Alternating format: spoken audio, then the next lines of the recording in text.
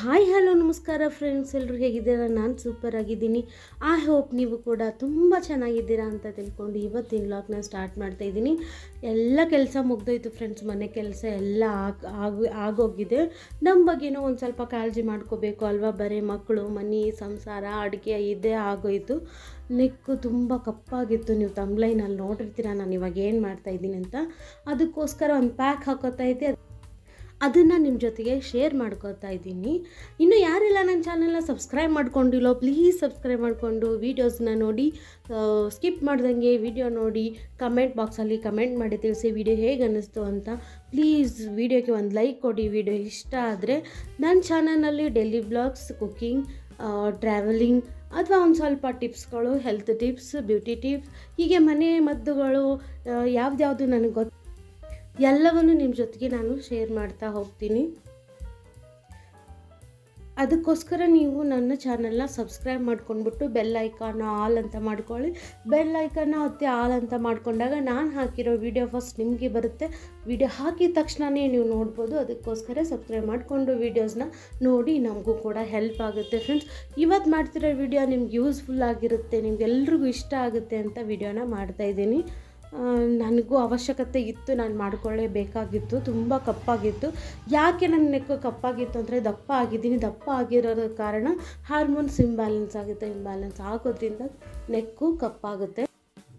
ಯಾವಾಗ ಕುತ್ತಿಗೆ ಕಪ್ಪಾಗುತ್ತೆ ಅಂದರೆ ಮೇನ್ ರೀಸನ್ ಬಂದ್ಬಿಟ್ಟು ಹಾರ್ಮೋನ್ಸ್ ಇಂಬ್ಯಾಲೆನ್ಸ್ ಯಾವಾಗ ಆಗುತ್ತೆ ಹೇಳಿದ್ರೆ ನಾವು ಪ್ರೆಗ್ನೆಂಟ್ ಆದಾಗ ಕುತ್ತಿಗೆ ಕಪ್ಪಾಗುತ್ತೆ ಡೆಲಿವರಿ ಟೈಮಲ್ಲಿ, ಆಮೇಲೆ ದಪ್ಪ ಆದಾಗ. ಅದಕ್ಕೋಸ್ಕರ ನಾನು ಮನೆಯಲ್ಲೇ ತಯಾರಿಸುವಂಥ ಹೋಮ್ ರೆಮಿಡಿನ ತಿಳಿಸ್ತಾ ಇದ್ದೀನಿ. ಆ ಹೋಮ್ ರೆಮಿಡಿ ಹೇಗೆ ಮಾಡೋದು ನೋಡ್ಕೊಂಬರೋಣ ಬನ್ನಿ. ನಮಗೆ ಒಂದು ಸ್ಪೂನಷ್ಟು ಕಾಫಿ ಪೌಡ್ರ್ ಬೇಕಾಗುತ್ತೆ. ಕಾಫಿ ಪೌಡ್ರು ನಾನು ಬ್ರೂ ತೊಗೊಂಡಿದ್ದೀನಿ, ನೀವು ಯಾವ್ದು ಬೇಕಾದರೂ ತೊಗೋಬೋದು. ಇದೇ ಅಂತ ಏನಿಲ್ಲ, ಅದು ಕಂಪ್ನಿ ಅಷ್ಟೇ ಬ್ರೂ ಅನ್ನೋದು. ನೆಸ್ಕೆಫೆ ಬೇಕಾದರೂ ತೊಗೋಬೋದು, ಯಾವುದು ಬೇಕಾದರೂ ತೊಗೋಬೋದು. ನೋಡಿ, ಒಂದು ಸ್ಪೂನಷ್ಟಿದೆ, 1 ಟೇಬಲ್ ಸ್ಪೂನಷ್ಟು. ಅಷ್ಟಕ್ಕೆ ನಾನು ಒಂದು ಅರ್ಧ ಟೇಬಲ್ ಸ್ಪೂನಷ್ಟು ಬೇಕಿಂಗ್ ಪೌಡ್ರ್ ಹಾಕ್ಕೋತಾ ಇದ್ದೀನಿ. ಅಡುಗೆ ಸೋಡಾನ ಹಾಕ್ಕೋತಾ ಇದ್ದೀನಿ. ಅಡುಗೆ ಸೋಡಾ ಬಂದ್ಬಿಟ್ಟು ತುಂಬ ಹೆಲ್ಪ್ ಆಗುತ್ತೆ ಕಪ್ಪಾಗಿರೋದು ಹೋಗೋದಕ್ಕೆ. ಅದನ್ನ ಚೆನ್ನಾಗಿ ಮಿಕ್ಸ್ ಮಾಡ್ಕೋಬೇಕು. ಆವಾಗ ಒಂದು ಅರ್ಧ ಟೇಬಲ್ ಸ್ಪೂನಷ್ಟು ಅರಿಶಿಣ ಪುಡಿ, ಬೇಕಿಂಗ್ ಸೋಡಾ ಮತ್ತು ಕಾಫಿನ 3 ಸೇರಿಸಿ ಚೆನ್ನಾಗಿ ಮಿಕ್ಸ್ ಆದಮೇಲೆ ಒಂದು ಅರ್ಧ ನಿಂಬೆ ಹೋಳು ತೊಗೊಂಡಿದ್ದೀನಿ. ನೋಡಿ, ಅರ್ಧ ನಿಂಬೆನ ಪೂರ್ತಿಯಾಗಿ ನಾನು ನಿಂಬೆ ರಸನ ಹಾಕ್ಕೋತಾ ಇದ್ದೀನಿ. ಈ ನಿಂಬೆ ರಸ ಹಾಕೊಂಡ್ಮೇಲೆ ಚೆನ್ನಾಗಿ ಮಿಕ್ಸ್ ಮಾಡಬೇಕಾಗುತ್ತೆ. ಬೇಕಿಂಗ್ ಸೋಡಾ ಮತ್ತು ನಿಂಬೆ ಹಣ್ಣಿನ ರಸನ ಹಾಕ್ಕೊಂಡಿರೋದ್ರಿಂದ ಈ ಥರ ನೊರೆಯಾಗಿ ಕಾಣಿಸ್ತಾ ಇದೆ.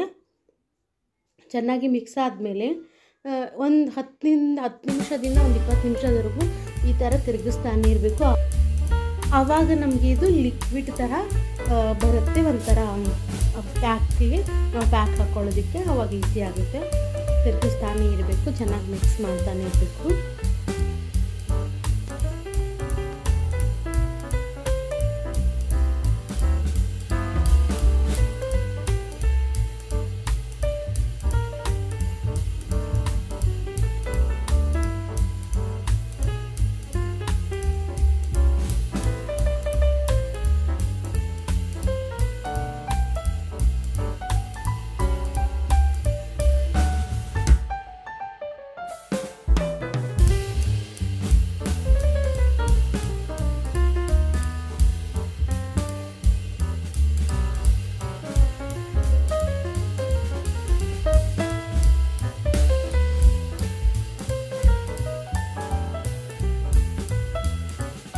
ಇವಾಗ ನೋಡಿ, ಈ ಥರ ಪ್ಯಾಕು ರೆಡಿಯಾಗಿದೆ ನಮ್ಮದು.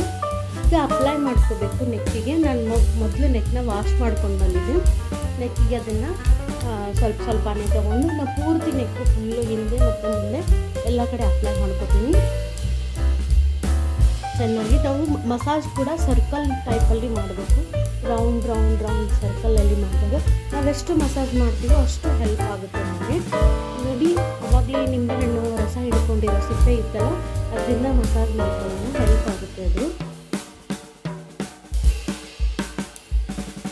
ಈ ರೀತಿ ಫುಲ್ಲಾಗಿ ನೆಕ್ಕಿಗೆ ನಿಮಗೆ ಗೊತ್ತಾಗ್ತಾ ಇದೆ ಅನಿಸುತ್ತೆ. ಇನ್ನು ನೆಕ್ಕಲ್ಲಿ ನಾವು ಮಸಾಜ್ ಮಾಡುವಾಗಲೇ ಸ್ವಲ್ಪ ಕಲರು ಚೇಂಜ್ ಆಗಿರೋದು ಗೊತ್ತಾಗ್ತಾ ಇದೆ ನಿಮಗೆ. ಈ ರೀತಿ ಮಸಾಜ್ ಮಾಡ್ಕೊತಾ ಇರಬೇಕು. ಒಂದು 15 ಮಿನಿಟ್ಸ್ ಆದರೂ ಮಸಾಜ್ ಮಾಡಿಕೊಂಡ್ರೆ ನಾವು ಹಾಕಿರೋ ಪ್ಯಾಕು ನಮಗೆ ಪೂರ್ತಿಯಾಗಿ ಹೆಲ್ಪ್ ಆಗುತ್ತೆ ಅಪ್ಲೈ ಆಗಿರೋದು. ಆಮೇಲೆ ಒಂದು 10 ನಿಮಿಷ ಒಣಗೋಗ್ಬಿಡಬೇಕು.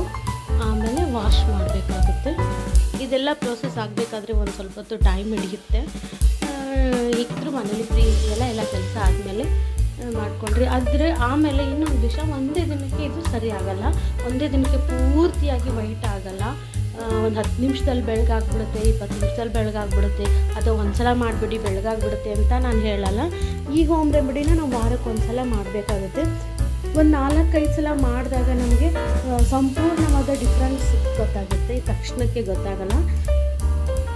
ಯೂಸ್ಫುಲ್ ಇದೆ. ಆವಾಗಲೇ ತಕ್ಷಣಕ್ಕೆ ಗೊತ್ತಾಗಲ್ಲ ಅಂದರೆ ಪೂರ್ತಿನೂ ಏನು ರಿಸಲ್ಟೇ ಇಲ್ಲ ಅಂತಲೂ ಏನಿಲ್ಲ, ರಿಸಲ್ಟ್ ಇದೆ.